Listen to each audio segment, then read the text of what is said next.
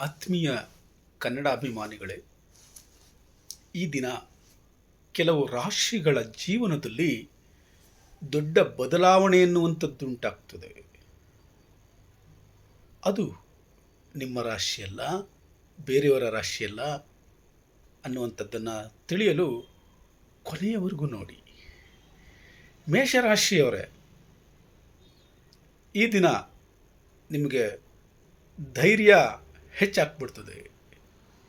ನೀವು ಮಾಡುವಂಥ ಕಾರ್ಯದಲ್ಲಿ ಪ್ರಗತಿ ಉಂಟಾಗ್ತದೆ, ಸಣ್ಣದಾದಂಥ ಲಾಭ ಉಂಟಾಗ್ತದೆ. ಕೋಪವನ್ನು ಕಡಿಮೆ ಮಾಡಿಕೊಳ್ಳಿ. ಹನುಮನ ಮಂತ್ರವನ್ನು ಪಠನೆ ಮಾಡಿ. ವೃಷಭ ರಾಶಿಯವರೇ, ಈ ದಿನ ನಿಮಗೆ ಹಣದ ಹರಿವು ಹೆಚ್ಚಾಗ್ತದೆ. ನೀವು ಮಾಡುವಂಥ ಕೆಲಸದಲ್ಲಿ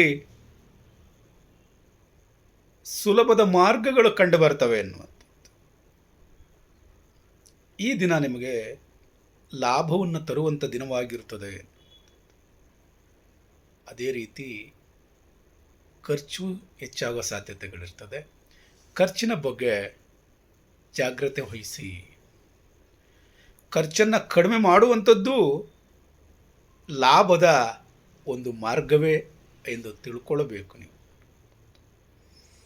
ಆದ್ದರಿಂದ ಈ ದಿನ ನೀವು ಲಕ್ಷ್ಮೀ ಪೂಜೆಯನ್ನು ಮಾಡಬೇಕು, ಲಕ್ಷ್ಮೀ ಮಂತ್ರವನ್ನು ಪಠನ ಮಾಡಬೇಕು, ಲಕ್ಷ್ಮಿಯ ಧ್ಯಾನವನ್ನು ಮಾಡಬೇಕಾಗ್ತದೆ. ಮಿಥುನ ರಾಶಿಯವರೇ, ಈ ದಿನ ನಿಮ್ಮಲ್ಲಿ ಆತ್ಮವಿಶ್ವಾಸ ಹೆಚ್ಚಾಗ್ಬಿಡ್ತದೆ. ಹೊಸ ಹೊಸ ಅವಕಾಶಗಳು ನಿಮಗೆ ಒದಗಿ ಬರ್ತದೆ ಎನ್ನುವಂಥದ್ದು. ಹಣದಲ್ಲಿ ಸ್ಥಿರತೆ ಎನ್ನುವಂಥದ್ದು ಉಂಟಾಗ್ಬಿಡ್ತದೆ. ನಿಮ್ಮ ಬಗ್ಗೆ ಸಮಾಜದಲ್ಲಿ ಆಕರ್ಷಣೆ ಎನ್ನುವಂಥದ್ದು ಹೆಚ್ಚಾಗ್ತದೆ. ಈ ದಿನ ನೀವು ನಾರಾಯಣನ ಪೂಜೆಯನ್ನು ಮಾಡಿ, ವಿಷ್ಣುವಿನ ಪೂಜೆಯನ್ನು ಮಾಡಿ. ಕಟಕ ರಾಶಿಯವರೇ, ಜಾಗ್ರತೆಯಿಂದ ಇರಿ. ಈ ದಿನ ನಿಮಗೆ ಖರ್ಚು ಹೆಚ್ಚಾಗಬಹುದು. ನಿಮ್ಮ ಕಾರ್ಯಗಳಲ್ಲಿ ಸ್ವಲ್ಪ ವಿಳಂಬ ಆಗೋ ಸಾಧ್ಯತೆಗಳಿರ್ತದೆ. ಹಣದ ಬಗ್ಗೆ ಜಾಗ್ರತೆ ಇರಲಿ. ಉಳಿತಾಯಕ್ಕೆ ಮಾನ್ಯತೆಯನ್ನು ನೀಡಿ. ಮನಃಶಾಂತಿ ಎನ್ನುವಂಥದ್ದು ನಿಮಗೆ ಈ ದಿನ ಮುಖ್ಯವಾಗಿರ್ತದೆ. ಯಾವುದೇ ಕಾರಣಕ್ಕೆ ಮನಸ್ಸನ್ನು ಹತೋಟಿಯಲ್ಲಿ ಇಡೀ, ಹತೋಟಿಯನ್ನು ಮೀರಬಾರ್ದು. ಎಂಥದೇ ಪರಿಸ್ಥಿತಿ ಇದ್ದರೂ ಈ ದಿನ ನೀವು ಸಮಾಧಾನದಿಂದನೇ ಇರಬೇಕು. ಇದೇ ನಿಮಗೆ ನಿಮ್ಮ ಜೀವನದ ಒಂದು ಯಶಸ್ಸನ್ನು ಇದು ತಂದುಕೊಡ್ತದೆ ಎನ್ನುವಂಥದ್ದು. ಸಿಂಹರಾಶಿಯವರೇ, ಇದು ನಿಮಗೆ ಲಾಭವನ್ನು ಕೊಡುವಂಥ ದಿನ, ಹೊಸ ಅವಕಾಶ ಒದಗಿ ಬರುವಂಥ ದಿನ, ಹಣ ಲಾಭದ ರೂಪದಲ್ಲಿ ಬರುವಂಥ ದಿನ, ಸ್ನೇಹಿತರು ಸಹಾಯವನ್ನು ಮಾಡುವಂಥ ದಿನ. ಸೂರ್ಯ ನಮಸ್ಕಾರವನ್ನು ಮಾಡಿ, ಸೂರ್ಯನ ಮಂತ್ರವನ್ನು ಪಠನ ಮಾಡಿ. ಕನ್ಯಾ ರಾಶಿಯವರೇ, ಉದ್ಯೋಗದಲ್ಲಿ ಯಶಸ್ಸನ್ನು ತಂದುಕೊಡ್ತದೆ ಈ ದಿನ ನಿಮಗೆ. ಹಿರಿಯರಿಂದ ಬೆಂಬಲ ಅನ್ನುವಂಥದ್ದು, ಸಹಕಾರ ಅನ್ನುವಂಥದ್ದು ದೊರೀತದೆ. ಆದಾಯ ಸ್ಥಿರವಾಗಿರ್ತದೆ. ಒತ್ತಡ ಕಡಿಮೆ ಆಗ್ತದೆ. ಶಾಂತಿ ಸಮಾಧಾನಗಳು ದೊರೀತದೆ. ಅದಕ್ಕೆ ನಮಸ್ಕಾರದ ರೂಪದಲ್ಲಿ ಗಣೇಶನ ಪೂಜೆಯನ್ನು ಮಾಡಿ, ಗಣೇಶನ ಮಂತ್ರವನ್ನು ಪಠನ ಮಾಡಿ. ತುಲಾರಾಶಿಯವರೇ, ನಿಮಗಿರುವಂಥ ಅದೃಷ್ಟ ಭಾಗ್ಯ ಈ ದಿನ ನಿಮಗೆ ಸಹಕಾರವನ್ನು ನೀಡುತ್ತದೆ. ನೀವು ಮಾಡುವಂಥ ಕೆಲಸಗಳಲ್ಲಿ ಲೀಲಾಜಾಲವಾಗಿ ಮುಂದುವರಿತೀರ ಅನ್ನುವಂಥದ್ದು. ಧಾರ್ಮಿಕ ಚಿಂತನೆ ನಿಮ್ಮಲ್ಲಿ ಮೂಡ್ತದೆ. ಧರ್ಮ ಮಾರ್ಗದಲ್ಲಿ ಸಾಗುವಂಥ ಮನಸ್ಸು ಬರ್ತದೆ. ಧಾರ್ಮಿಕ ಸೇವೆಗಳನ್ನು ಮಾಡುವಂಥ ಮನಸ್ಸು ಬರ್ತದೆ. ಮನಸ್ಸಿಗೆ ಸಮಾಧಾನವನ್ನು, ಮನಸ್ಸಿಗೆ ಶಾಂತಿಯನ್ನು ಪಡ್ಕೊಳ್ಬೇಕು. ಅದರಿಂದ ಸಮಾಧಾನವಾಗ್ತದೆ ಎನ್ನುವಂಥ ಚಿಂತನೆ ಬರ್ತದೆ. ಗುರುವಿನ ಆಶೀರ್ವಾದವನ್ನು ಪಡ್ಕೊಳ್ಳಿ, ಗುರುಗಳ ಆಶೀರ್ವಾದವನ್ನು ಪಡ್ಕೊಳ್ಳಿ, ಹಿರಿಯರ ಮಾರ್ಗದರ್ಶನವನ್ನು ಪಡ್ಕೊಳ್ಳಿ. ದತ್ತಾತ್ರೇಯ, ರಾಘವೇಂದ್ರ, ಶಿವ, ಈ ರೀತಿಯ ದಾರ್ಶನಿಕ ಗುರುಗಳ ಧ್ಯಾನವನ್ನು ಮಾಡಿ ಆಶೀರ್ವಾದವನ್ನು ಪಡ್ಕೊಳ್ಳಿ. ವೃಶ್ಚಿಕ ರಾಶಿಯವರೇ, ಈ ದಿನ ನಿಮಗೆ ಅಡೆತಡೆಗಳು ಬರುವಂಥ ಸಾಧ್ಯತೆ ಇದೆ. ಹೆದರುವಂಥ ಅವಶ್ಯಕತೆ ಇಲ್ಲ. ಕೆಲಸದಲ್ಲಿ ಸ್ವಲ್ಪ ವಿಳಂಬವಾಗಬಹುದು, ಖರ್ಚು ಸ್ವಲ್ಪ ಹೆಚ್ಚಾಗಬಹುದು. ಆರೋಗ್ಯದ ಕಡೆಗೆ ಸ್ವಲ್ಪ ಗಮನವನ್ನು ಹರಿಸಿ. ಹಣಕಾಸಿನ ವೆಚ್ಚದ ಬಗ್ಗೆ ಹೆಚ್ಚಿಗೆ ಚಿಂತನೆ ಮಾಡೋಕ್ಕೆ ಹೋಗ್ಬಿಡಿ. ಅವಶ್ಯಕತೆ ಇದ್ದರೆ ಮಾತ್ರ ಹೆಚ್ಚು ಖರ್ಚನ್ನು ಮಾಡಿ. ಹಣ ಅನ್ನುವಂಥದ್ದು ಎಷ್ಟು ಮುಖ್ಯ ಅನ್ನುವಂಥದ್ದು ನಿಮಗೆ ತುಂಬ ಚೆನ್ನಾಗಿ ಅರ್ಥ ಆಗಿದೆ ಈಗಾಗಲೇ. ಜೀವನದಲ್ಲಿ ಬರುವಂಥ ಅಡೆತಡೆಗಳನ್ನು ಎದುರಿಸೋದಕ್ಕೆ ಧೈರ್ಯವನ್ನು ಕೊಡುವಂಥ ಒಂದು ಮಂತ್ರ ಮಹಾಮೃತ್ಯುಂಜಯ ಮಂತ್ರ. ಆ ಮಂತ್ರವನ್ನು ಪಠನೆ ಮಾಡಿ. ಕನಿಷ್ಠ 9 ಬಾರಿಯಾದರೂ, ಅವಕಾಶವಿದ್ದರೆ 21 ಬಾರಿಯಾದರೂ ಈ ದಿನ ಪಠನ ಮಾಡಿ. ಕೆಲವರು 108 ಬಾರಿ ಮಾಡ್ತಾರೆ. ಸಮಯ ಅಭಾವ ಇರೋದ್ರಿಂದ ನೀವು 21 ಬಾರಿಯಾಗಲಿ, ಕನಿಷ್ಠ 9 ಬಾರಿಯಾಗಲಿ ಮಹಾಮೃತ್ಯುಂಜಯ ಮಂತ್ರವನ್ನು ಈ ದಿನ ಪಠನ ಮಾಡಿ. ನಿಮಗೆ ಶುಭವಾಗ್ತದೆ. ಧನಸ್ಸು ರಾಶಿಯವರೇ, ನಿಮಗೆ ತುಂಬ ಖುಷಿಯನ್ನು, ಸಂತೋಷವನ್ನು ಕೊಡುವಂಥ ದಿನ.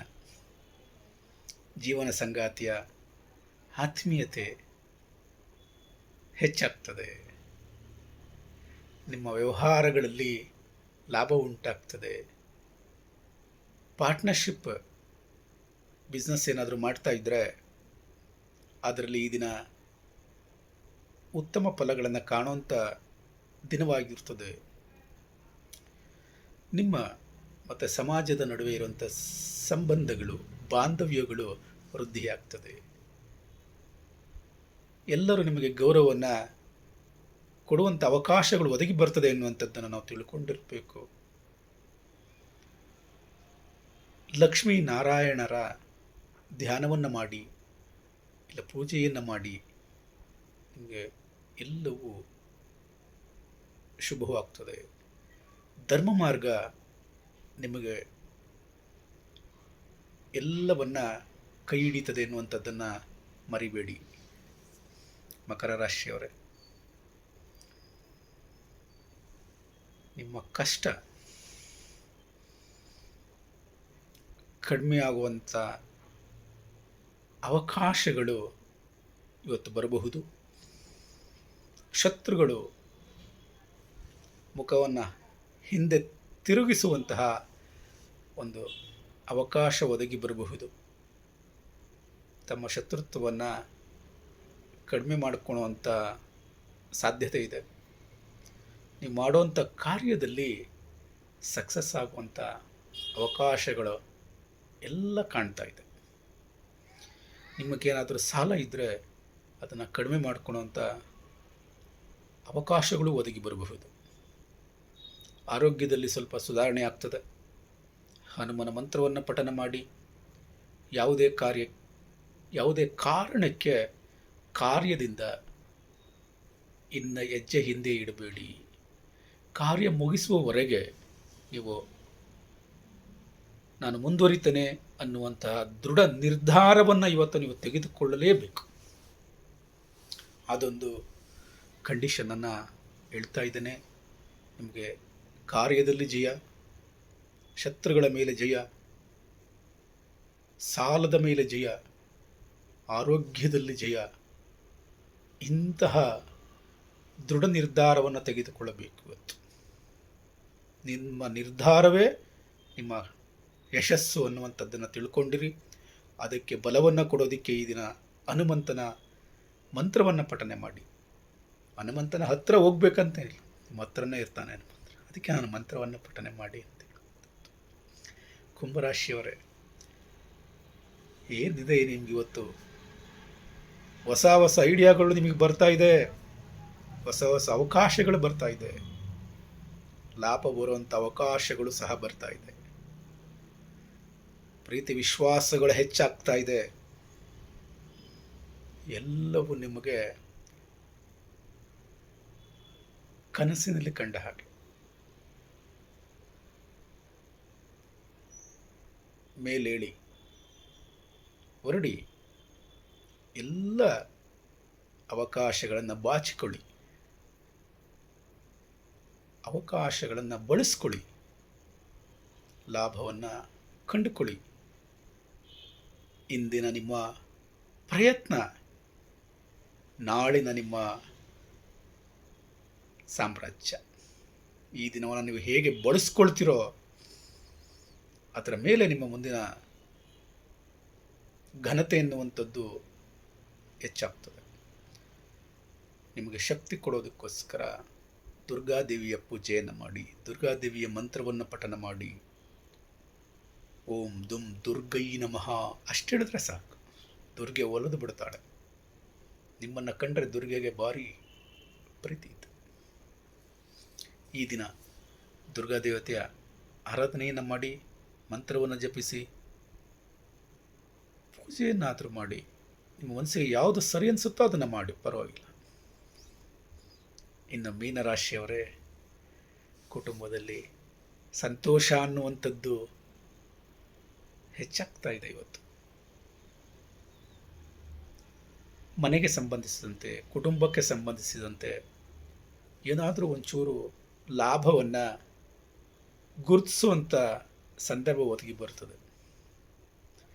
ನಿಮ್ಮಲ್ಲಿ ಸ್ಥಿರತೆ, ಶಾಂತಿ ಎಲ್ಲ ಇದೆ. ಈ ದಿನ ಎಲ್ಲ ಕಾಣ್ತೀರ ನೀವು. ಮನಸ್ಸು ಶಾಂತವಾಗಿರ್ತದೆ. ನೀವು ಧ್ಯಾನವನ್ನು ಮಾಡೋದಕ್ಕೋಸ್ಕರ ಕೆಲವು ನಿಮಿಷಗಳನ್ನು ಬಳಸ್ಕೊಳ್ಳಿ. ನಿಮ್ಮ ಇರುವಂಥ 24 ದಿನಗಳಲ್ಲಿ ಈ ದಿನದಿಂದ ನಾನು ಇಷ್ಟು ನಿಮಿಷ ಧ್ಯಾನವನ್ನು ಮಾಡ್ತೀನಿ, ಓಂಕಾರವನ್ನು ಪಠನ ಮಾಡ್ತೀನಿ. ಯಾವುದೇ ದೈವ ಬೇಡ, ಸುಮ್ಮನೆ ಓಂಕಾರವನ್ನು ಸಮಾಧಾನದಿಂದ ನಿಧಾನವಾಗಿ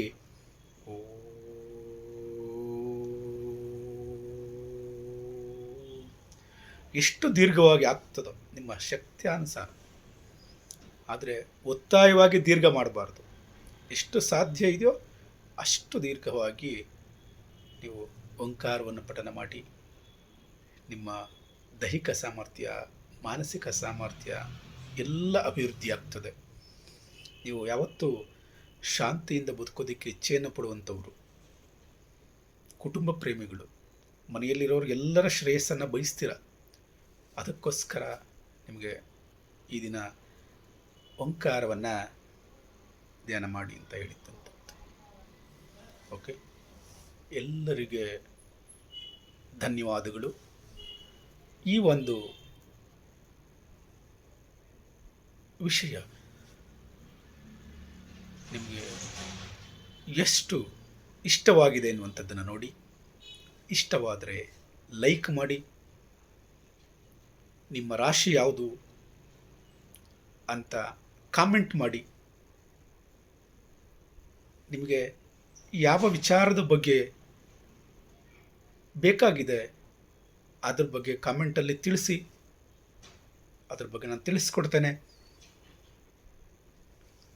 ಲೈಕ್ ಮಾಡಿ, ಶೇರ್ ಮಾಡಿ, ಆದರೆ ಸಬ್ಸ್ಕ್ರೈಬ್ ಮಾಡೋದನ್ನು ಮರಿಬೇಡಿ ಅನ್ನೋ